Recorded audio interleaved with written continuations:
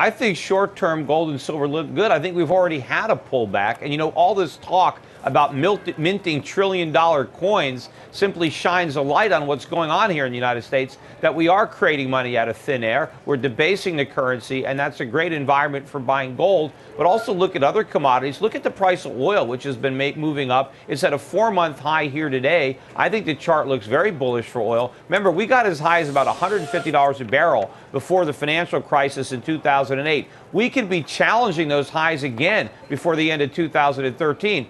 And an environment where you have rising commodity prices is also a good environment for gold and silver. But you know what, Jim? What I find quite confusing about gold these days is it's very difficult to pinpoint exactly what the driver is, right? I mean, in the past you might have said, oh, it's driven by inflation or geopolitics.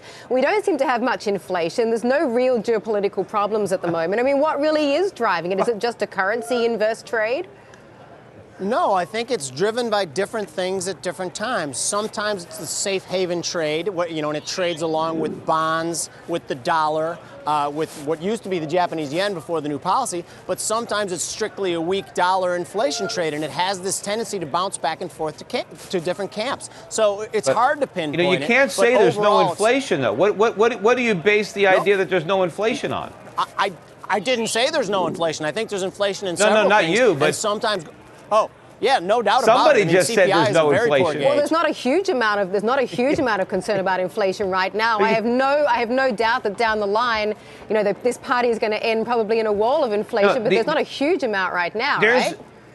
There's inflation right now. The government just lies about it. Like, I just did a YouTube video today exposing the fraud behind the CPI calculations. The government isn't even close to capturing the true extent of rising prices. The CPI is a total fraud. What's a more accurate number? What should the government be telling us? The more accurate numbers are, actually prices. I'll give you an example. With newspapers and magazines, according to the government, between 1999 and 2012, magazine and newspaper prices are up by 35%. But if you actually look at the prices that are on the covers of the magazines that the government is using, they're up by 135%. So the actual price of newspapers and magazines is up 3.5 times faster than what the government claims when they calculate the CPI. All these numbers are wrong. In fact, if you look at health insurance, the actual cost of health insurance is rising 5.5 times faster than what the government uses for the CPI. All the books are cooked here. These are not real numbers. We're already dealing with inflation that's probably between 7 and 10% a year, and it's about to get a whole lot worse. Yep, understood, and certainly anyone who goes to the grocery feels it as well. Grizz, come in on this conversation. Yeah, Peter, I just want to ask you a quick question. Last week when the Fed had its meeting and they broke, some of the members showed a little bit of dissension to end QE a little bit early. Do you think that's noise, or do you think that's a real thing and they might end it before 2013, and how that affect the gold trade?